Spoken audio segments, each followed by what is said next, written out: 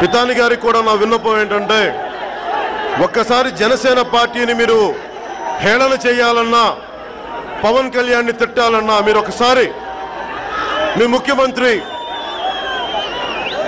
మేము ఏం చేశామో వారికి ఎంత మద్దతుగా నిలబడ్డామో ఒకసారి పితాని గారు స్వయాన ముఖ్యమంత్రి చంద్రబాబు నాయుడు గారిని అడిగితే వాళ్ళు చెప్తారు జనసేన ఎలాంటి ప్రభావం చూపించింది.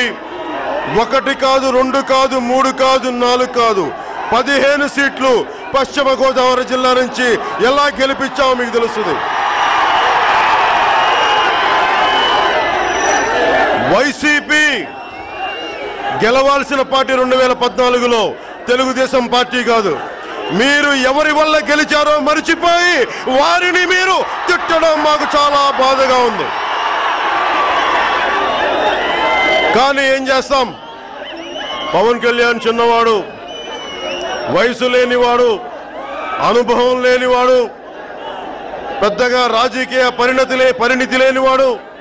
మీరు తిడతాం, మేము పడతాం, ఏం చేస్తాం, బడుగు జీవులం, బలహీనులం, పడతాం. కానీ పడతాం, పడి తీరుతాం. కానీ కింద నుంచి కొట్టిన బంతిలాగా పైకి లేచి తీరుతాం. అలాగే మొన్నటికి మన జగన్మోహన్ రెడ్డి గారు నా వ్యక్తిగత జీవితాన్ని తిట్టినప్పుడు నేను తిరిగి మాట్లాడకపోవడానికి కారణం, జగన్మోహన్ రెడ్డి గారికి మా ఇంటి ఆడపడుచుల మీద గౌరవం ఉందో లేదో తెలియదు, కానీ నాకు జగన్మోహన్ రెడ్డి గారి ఇంటి ఆడపడుచుల మీద నాకు చాలా గౌరవం ఉంది.